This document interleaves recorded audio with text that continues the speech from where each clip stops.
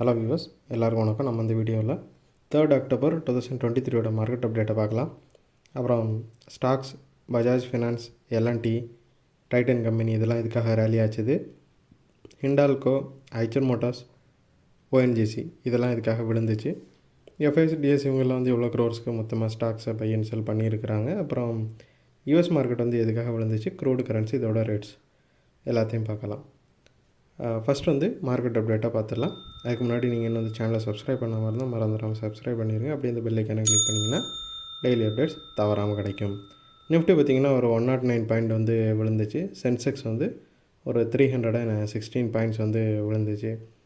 So market recovery ஆகி மேலே போகிற மாதிரி இருக்கிற சிச்சுவேஷனில் திடீர்னு குளோபல் கியூஸ் எதுவுமே சரியில்லாததுனால விழ ஆரம்பிச்சிருச்சு.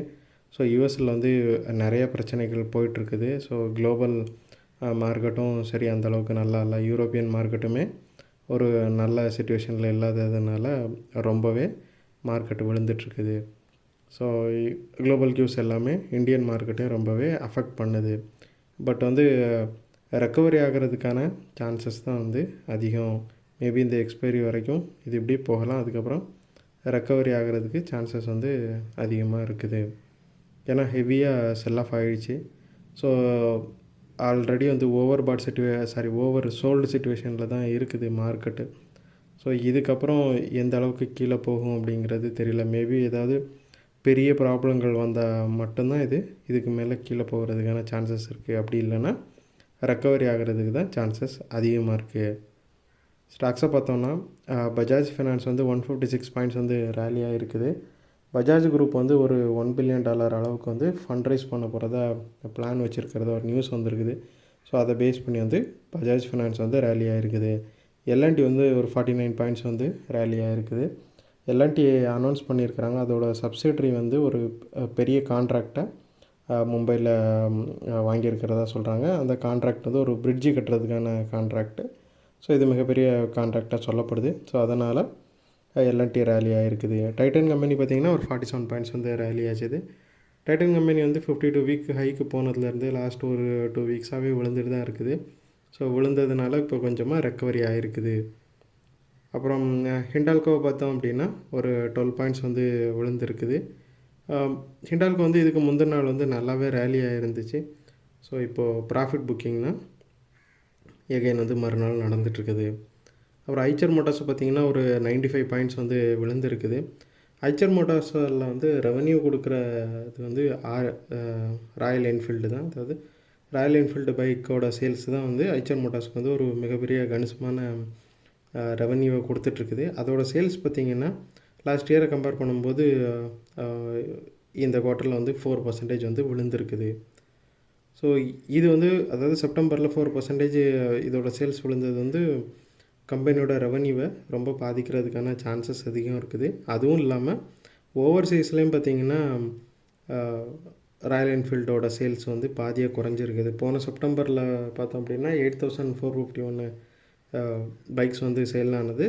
இந்த வருஷம் 4319 தான் சேல் ஆகிருக்குது. போன வருஷம் 8451, இந்த வருஷம் 4319, ஏறக்குறைய அப்படியே பாதியாக குறைஞ்சிருக்குது. ஸோ இதுவும் ஒரு காரணம் ஐச்சர் மோட்டார்ஸ் விழுறதுக்கு.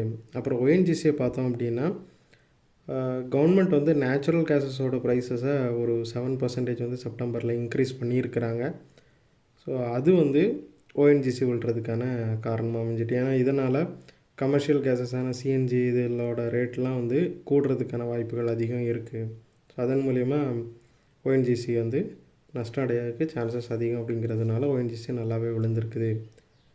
எஃப்ஐஎஸை பார்த்தோம் அப்படின்னா 2034 crore செல் பண்ணுறாங்க. இது அவங்களோட 10th கன்சிக்யூட்டிவ் டே செல். அதாவது 10 நாளாக கண்டினியூஸாக எஃப்ஐஎஸ் செல் தான் பண்ணியிருக்காங்க.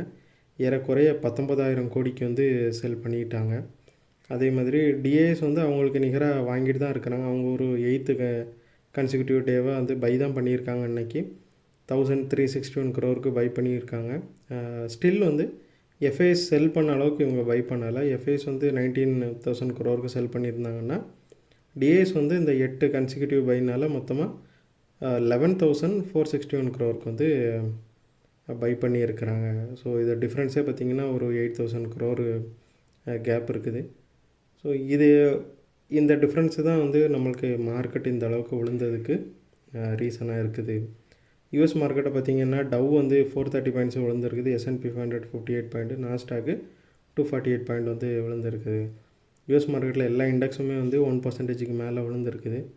ஸோ இதுக்கு முக்கியமான காரணம் வந்து 30 இயர் ட்ரெஷரி ஈல்டு வந்து பார்த்திங்கன்னா 16 இயர்ஸ் ஹையில் இருக்குது. அதாவது 16 வருஷத்தில் இல்லாத அளவுக்கு 30 இயர் ஈல்டோட ரேட் வந்து அதிகமாக இருக்குது. 4.9% இருக்குது இப்போதைக்கு. ஸோ இது வந்து யூஎஸ் மார்க்கெட்டை வந்து ரொம்பவே ஒரி பண்ண வச்சுருக்குது. அது மட்டும் இல்லாமல் ஆகஸ்ட்டில் வந்து ஜாப் ஓப்பனிங்ஸ் வந்து யாரும் எக்ஸ்பெக்ட் பண்ணாத அளவுக்கு அதிகமாக இருக்குது.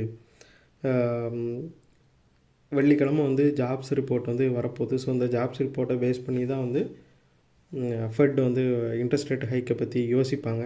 ஸோ இந்த சமயத்தில் ஜாப் ஓப்பனிங்ஸ் வந்து யாரும் எதிர்பாராத விதமாக அதிகமாக இருக்கிறது ரொம்பவே இன்வெஸ்டர்ஸை கவலைப்பட வச்சுருக்குது. அதே மாதிரி அமேசான், மைக்ரோசாஃப்ட் இது எல்லாமே வந்து டவுன் ஆகிருக்குது ரீசெண்ட் டேஸில். ஸோ ட்ரெஷரி ஈல்டு இன்க்ரீஸ் ஆனதுனால, பாண்ட் ஈல்டு வந்து இன்க்ரீஸ் ஆனதுனால இன்வெஸ்டர்ஸ் எல்லாம் என்ன பண்ணுறாங்க அப்படின்னா, ஸ்டாக் மார்க்கெட்லேருந்து அமௌண்ட் எல்லாத்தையும் வெளியே எடுத்து பாண்ட் மார்க்கெட்டில் கொண்டு போகிறாங்க. ஏன்னா பாண்ட் மார்க்கெட்டில் போட்டால் இவங்களுக்கு வந்து கவலையே இல்லாமல் ஒரு இப்போதைக்கு வந்து 5% கிட்ட இருக்குது ஈல்டு. ஸோ அந்த 5% கிட்ட அவங்களுக்கு ரெவென்யூ வந்து வந்துக்கிட்டே இருக்கும். கேபிட்டலுக்கும் எந்த பிரச்சனையும் இல்லை. ஸோ இந்த மாதிரி சேஃபான விஷயங்களில் வந்து இன்வெஸ்ட் பண்ணால் தான் பெரிய இன்வெஸ்டர்ஸ் வந்து ரொம்பவே திங்க் பண்ணுவாங்க. ஸோ அதுவும் வந்து மார்க்கெட் விழுறதுக்கான ஒரு முக்கியமான காரணமாகிடுச்சு. ஸோ எல்லாமே சேர்ந்து ஒரே நாளில் மார்க்கெட் வந்து ஒரு 1%க்கு மேலே விழ வச்சிருச்சு. அப்புறம் க்ரூடாக பார்த்தோம் அப்படின்னா பிரெண்ட் வந்து 91.12 இருக்குது. $2 per barrel வந்து இன்க்ரீஸ் ஆகிருக்குது. கரன்சி வந்து USD 83.20 இருக்குது. ஸோ 83க்கு மேலே வந்து USD வந்து ஏறக்குறைய ஃபிக்ஸடான மாதிரி இருக்குது இந்தியன் ருபிக்கு எகெயின்ஸ்டாக. அப்பப்போ குறையுது, எகெயின் அந்த பழைய பொசிஷனை கெயின் பண்ணிடுது. அப்புறம் கோல்டை பார்த்தோம் அப்படின்னா 1840 ட்ரேட் ஆகிட்டுருக்குது. கோல்டு 7 பாயிண்ட்ஸ் வந்து விழுந்துருக்குது. 0.37% ஃபால். இது 25th செப்டம்பரில் பார்த்திங்கன்னா கோல்டு வந்து $1,936 per ounce இருந்துச்சு. இப்போ பார்த்திங்கன்னா அதாவது ஒரு 10 டே கூட ஆகலை, அதுக்குள்ளே பார்த்திங்கன்னா 1840 இருக்குது. ஏறக்குறைய 100 பாயிண்ட்ஸ் வந்து ஒரு 7-8 நாளில் கோல்டு வந்து இழந்திருக்குது.